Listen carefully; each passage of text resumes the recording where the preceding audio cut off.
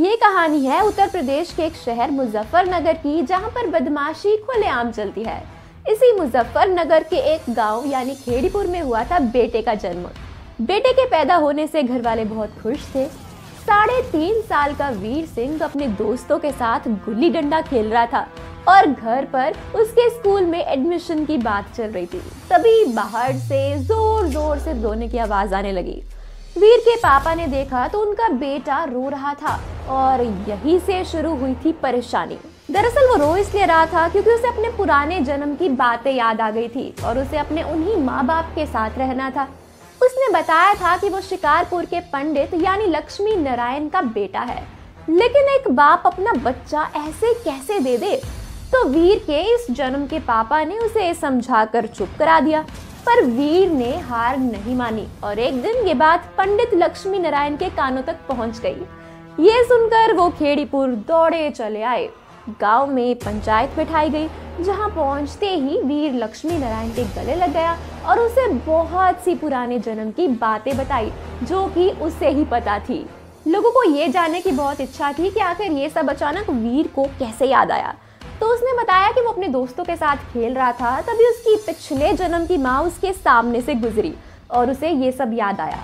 अब सवाल ये था कि वीर अब रहेगा कहाँ। जिद्दी वीर ने अपनी पुरानी पहचान को चुना और लक्ष्मी नारायण के साथ जाने को कहा। उसके इस जन्म की माँ बाप ने उसे खुशी खुशी वहाँ भेजने का सोचा और उसे नहीं रोका। वहाँ जाकर वीर ने अपने सारे भाई बहन और रिश्तेदारों को पहचान लिया। अब अचंभे की बात ये थी कि उसने उन भाई बहनों को भी पहचान लिया जो उसके मरने के बाद पैदा हुए थे।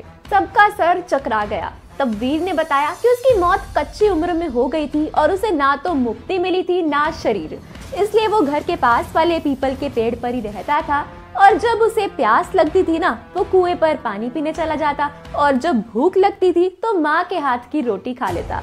यही वजह थी कि रोटियां जब चाहे गायब हो जाती थी।